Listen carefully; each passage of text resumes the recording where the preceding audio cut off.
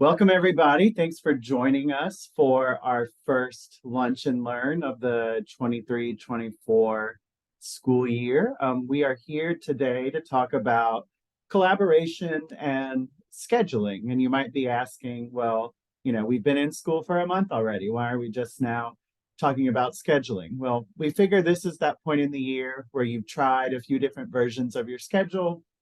Maybe you've noticed where a few gaps are. Maybe your schedule has completely crashed and burned and you just need to start completely over. So we wanted to take some time today to talk about scheduling and, especially as you start thinking about the adjustments that you might need to be making to your schedule to make it work for the rest of this school year. Just a quick note about us. We are LASARD, the Louisiana Autism Spectrum and Related Disabilities Project. We're based out of the Human Development Center at LSU Health Sciences in New Orleans, but we have a team of people all around the state. We work with schools and school districts all over, so hopefully some of you have interacted with us either in your school buildings or in PD sessions with your district. But again, we're all over the state working in schools and school districts. So if you haven't seen us yet, hopefully you'll be seeing us soon. We also have a really great website that has a lot of resources for you. It's lasard.org. You can visit this website. We have online templates. We have some online courses. We have an Ask LASARD feature where if you're having a student-specific issue that you just want to troubleshoot with somebody about, you can click that Ask LASARD feature. That'll send us an email and one of us will get back to you and help you, troubleshoot that situation, maybe provide a few resources for you to help you there. So definitely visit our website and check that out. All right, so our objectives for today, again, we're talking about collaboration and scheduling. So we just want to gain an understanding of the various roles and responsibilities of paraeducators in your classroom. We want to explore some models of collaboration that you can use with your school-based teams.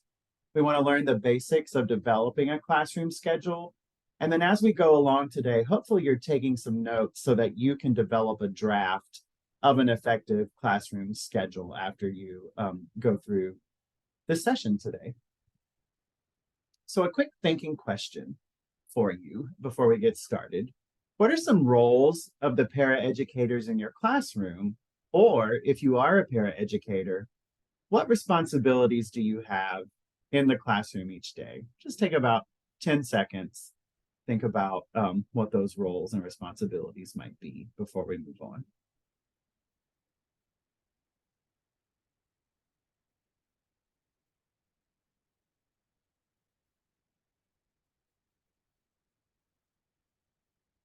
All right. So our big idea when we're thinking about scheduling is that effective teacher and paraeducator collaboration is essential to supporting student achievement, and creating effective schedules is a great way to ensure that teams are working collaboratively with each other to ensure the greatest outcomes for students. We know that students are learning at the best level they can when everyone is working together, when people know where they're supposed to be and what they're supposed to be doing. So as we go through this session today, we really want to think about what collaboration looks like for you with your team in your classroom so that you are ensuring the greatest outcomes for your students. So if you are the lead teacher, obviously you have a lot of responsibilities. You provide orientation to any paraprofessionals or other staff who might be working in your room.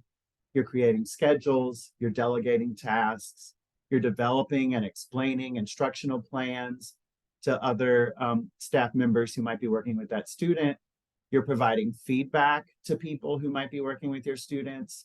You're providing ongoing training and coaching to people who are working with your students. And hopefully you're planning and holding some regular collaboration meetings.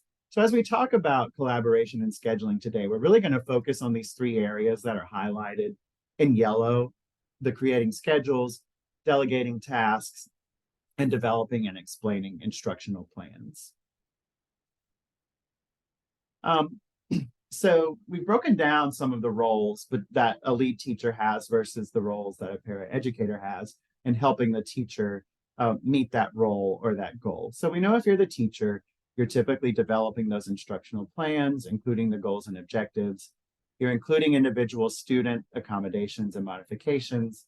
And if you're the paraeducator in that setting, under the direction and supervision of the teacher, you're assisting the teacher in gathering materials, preparing the lesson, etc. If you're the lead teacher, you might be providing explicit and direct instruction to support students in meeting lesson and IEP goals.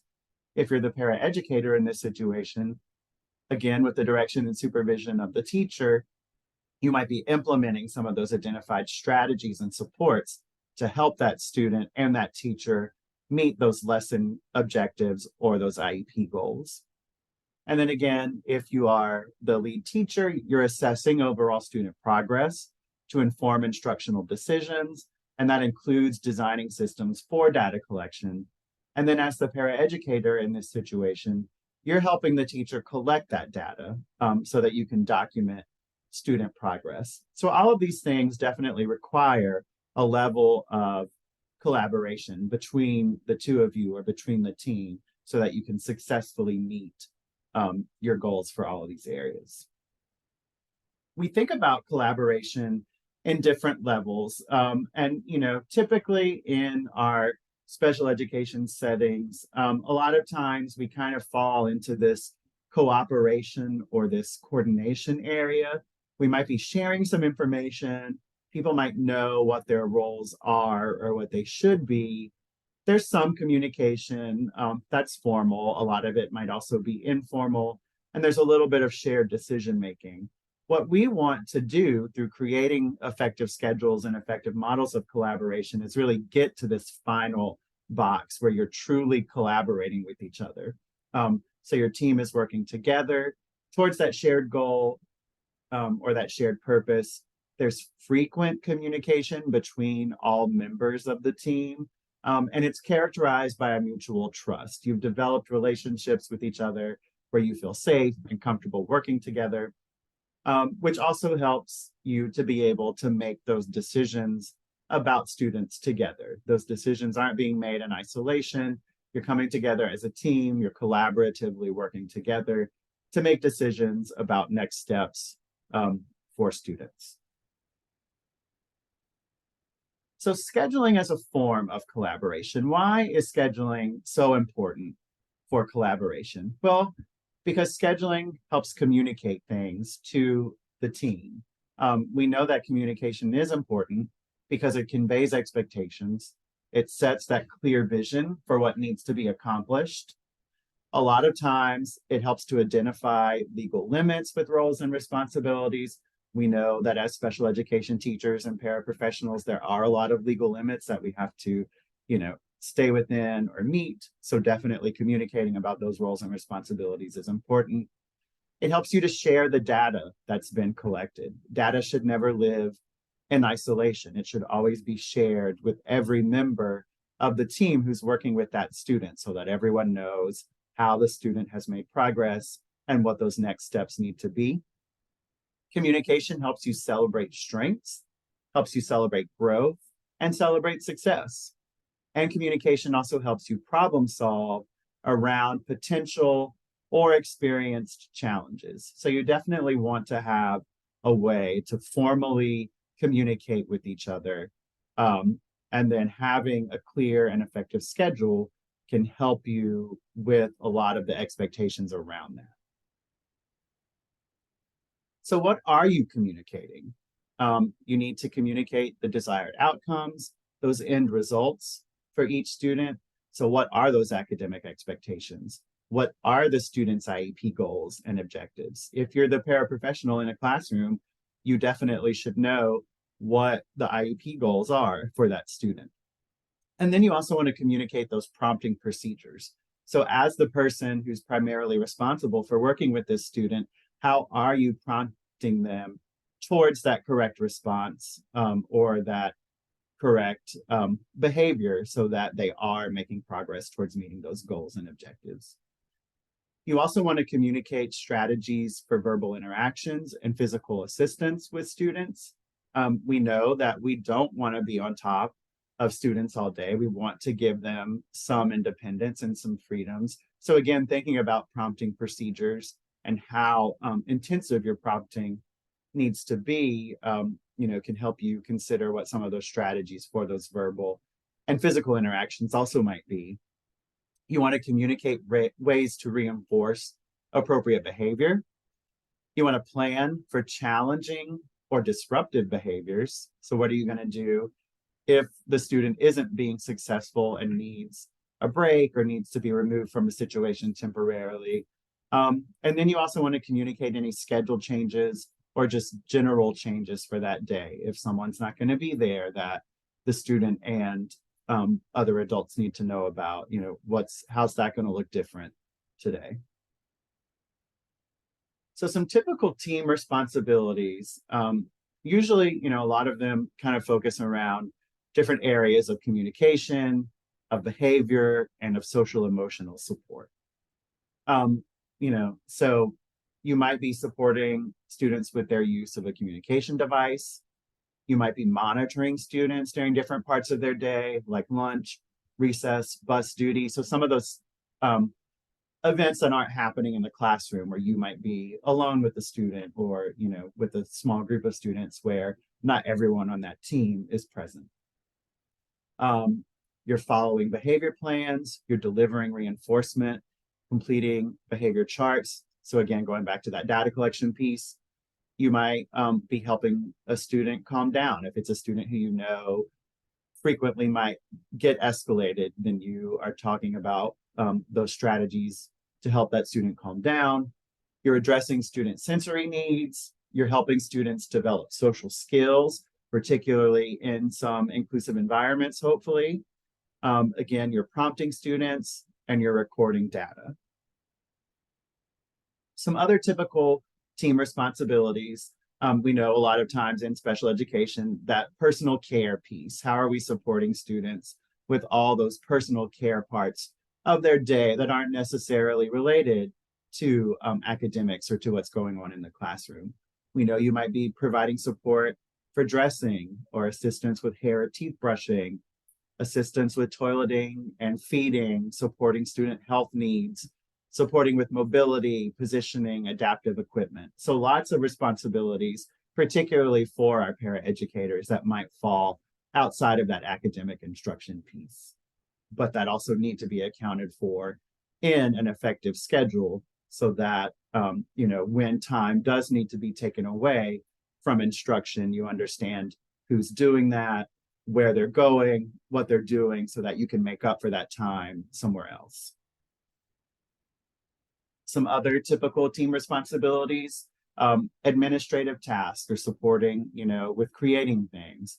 So, as the lead teacher, you might have your paraprofessional help with organizing and prepping materials such as visual supports, or centers or small group activities, any communication supports, reinforcement systems. You want your paraeducator to be involved in a lot of this process so that they also feel some ownership over what's being presented to that student. But you also need to think about how you're scheduling this time.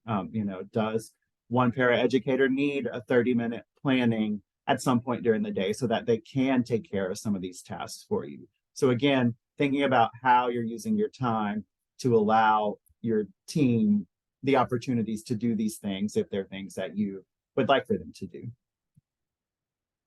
And then, of course, the biggest piece for your team responsibilities is that academic support piece. This is why kids are at school. They're there to learn.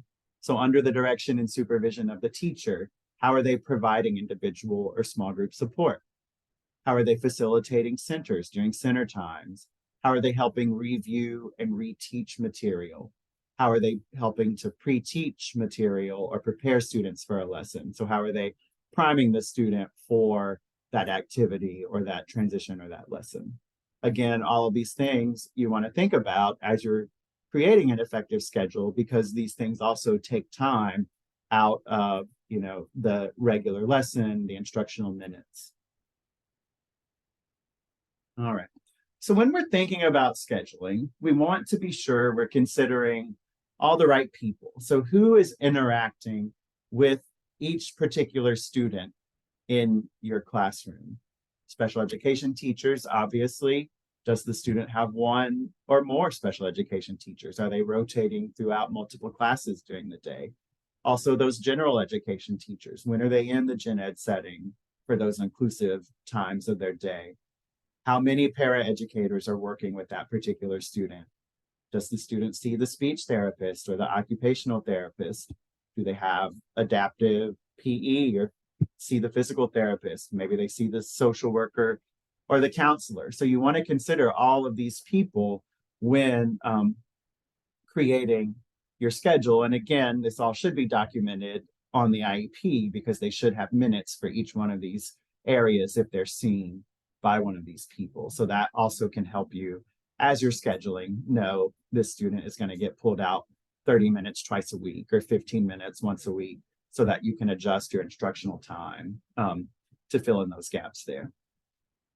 Some additional considerations for scheduling, you want to think about the para's general schedule. Do they have other responsibilities in the school throughout the day, or are they only in your classroom? What should they be doing during each activity? So you might be leading an activity, but you also want to have expectations for your paraprofessionals or for the team of people that are going to be in your room supporting. What particular students are they focusing on? Are they a whole class para, or do you want them to only focus on one student or two students during a particular lesson or activity? What goals are they working on? What adaptations or accommodations might they be responsible for? How are they collecting data? And then how are they going to share that information back with you as the lead teacher so that, again, you're able to sit down and collaborate together over next steps after viewing individual student progress. So what might get in the way when you're attempting to create a working schedule?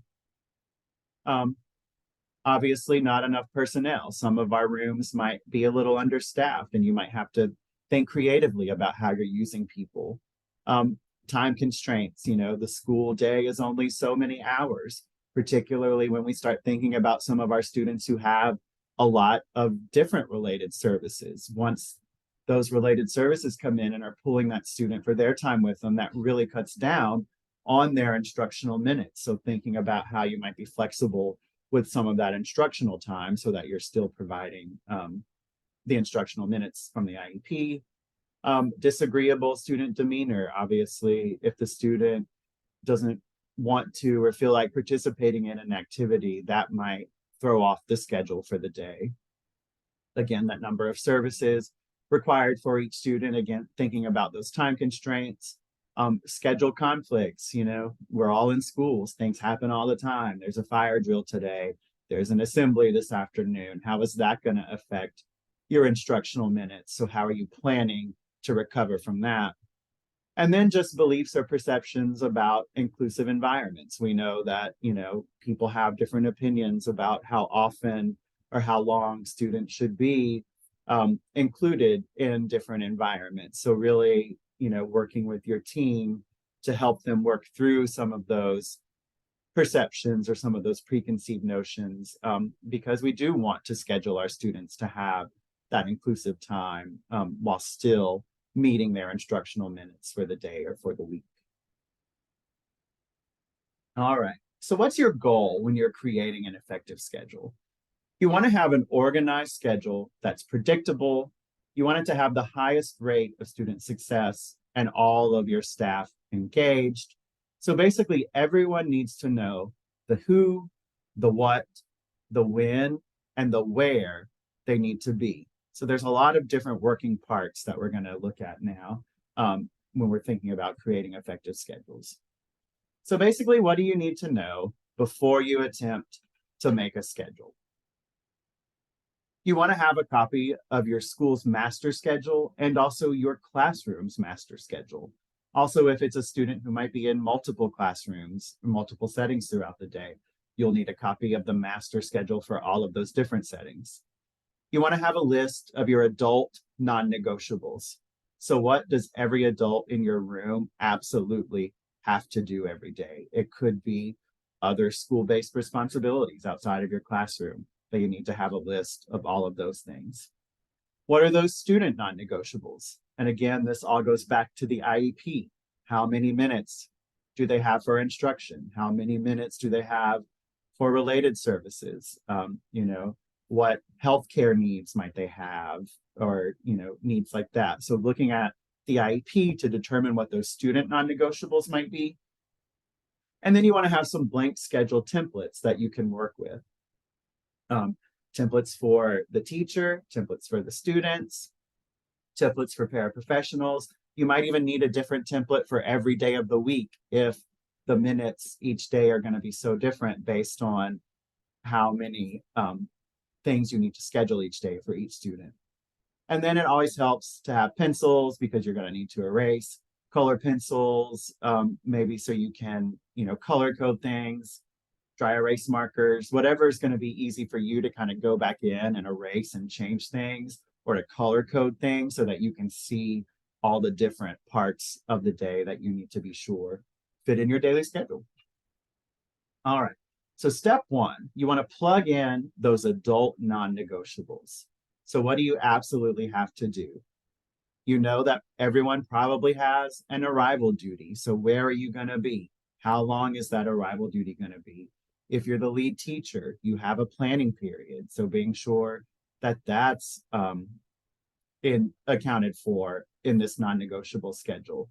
Some districts require break time for paraprofessionals, depending on the number of hours that they work each day. So if those are non-negotiables, being sure that those are scheduled out and accounted for on your schedule. And then other duties throughout the day that either you as the teacher or the paraprofessional is going to have to perform. So things like lunch duties, dismissal duties, after school activities, anything that the school is going to mandate that you do or that you be at needs to be accounted for.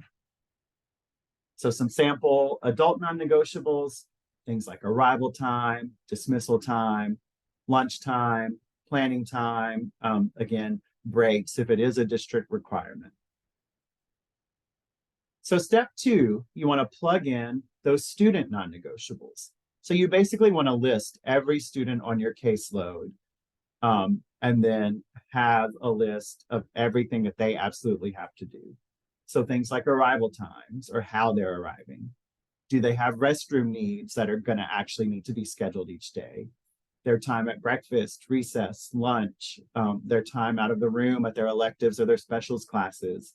Dismissal times might vary for each student. And then again, most importantly, thinking about those related services, because that's really going to be where you're going to lose a lot of that instructional time, is when students are pooled for those related services. Here's a sample of a template that you could use to record some of those student non-negotiables. So some samples of things you might want to consider. What are their inclusion minutes? What are their pull-out or their self-contained minutes?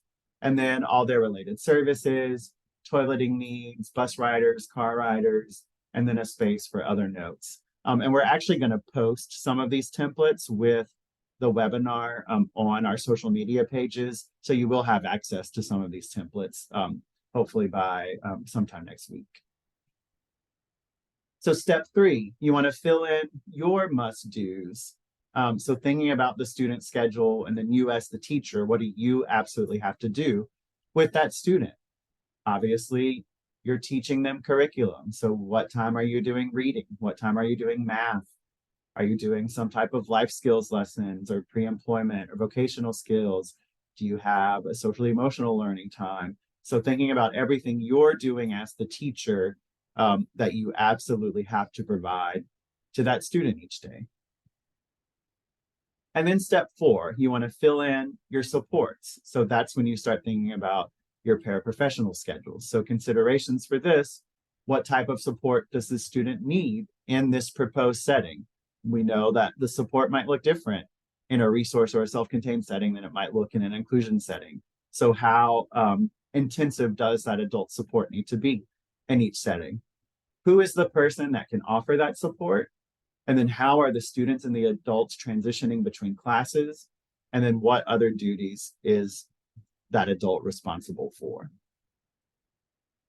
So again, here's just a sample template of, different things that different people are responsible for. This takes into account all those non-negotiables for curriculum, for adults, and where they need to be. So yeah, just thinking about all the different places that a student and an adult might need to be throughout their day. And then step 5, you want to cross-check. So you want to look at that list of non-negotiables, and then you want to look at your proposed schedule. And you just want to be sure that everything that's on that non-negotiable list shows up on your draft schedule somewhere. That's going to be the best way to ensure that every student is getting what they need and that every adult is where they need to be at each different chunk of time throughout the day. And then you want to do a quality check. Some of my co-facilitators created this classroom choreography list last year, and I really like that term because you think about, dancing and choreography. So, if you're, for example, if you're a dancer and you're on stage and you've got this move, or you're supposed to throw the ballerina up in the air and then catch her when she comes back down, that you can think about your schedule that way. If you're not there to catch or support that person or that student, something's not going to go right. Something's going to fail for that day. So thinking about it as actual choreography, I think is a good analogy to use. So you're checking to be sure that, again, all those non-negotiables for the adults and the students are there, and then all those must-dos for each day are on there. So what, again, thinking about your curriculum, your social times, all those things that you need to do throughout the day. So when you're thinking about your quality check, again, do all your professional staff understand where they're going and who they are supporting? And also, do the general education teachers know which students are coming and going out of their classrooms? Do all staff have scheduled non-negotiables? Are all students' IEP services scheduled? And does it pass the sub-test? So if you're passing this schedule on to someone, you're going to be out for the day. So either one of your paraprofessionals or a substitute teacher might need to interpret this schedule. Are they going to know what each one of those things means? So just thinking about that sub-test again, to be sure that your schedule is clear and concise and that it lists everything that a student and an adult needs to do throughout the day. All right. So in closing, if you have a pen and paper and just want to make some notes to yourself, what challenges do you anticipate while drafting your schedule? Who do you need to talk to at your school or your district to problem solve around some of your scheduling challenges? And then what are you excited about when thinking about drafting your schedule? Hopefully you've been running a schedule for a few weeks now and you've seen what works, but you've probably also seen what doesn't work. So hopefully you're excited about making some adjustments and some changes to that schedule so that you can better fit everything into your day that you need to. All right. So before we close out, we do have all of our webinars scheduled for the year.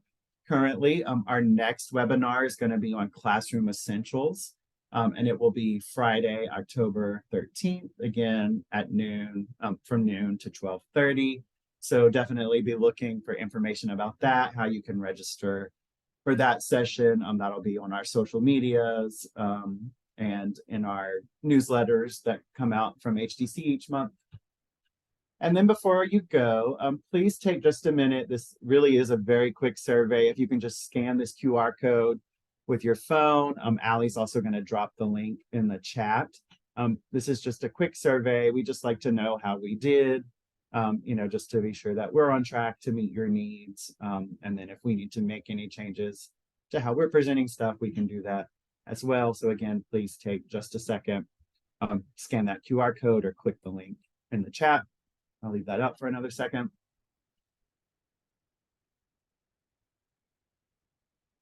And then thanks again for coming today. If you have any questions about scheduling or want to do some follow-up, if you have a LaSard facilitator in your district, definitely feel free to reach out to them. You can also reach out to me. My email is up here. And you can also use that Ask Lessard feature that is on our website, lessard.org. And again, we hope you'll continue to check our Facebook and Instagram pages. We post a lot on there, especially, lots of free templates for different areas that you might need a visual support for. So definitely keep checking there. And thanks for joining us today. We hope you have a great weekend.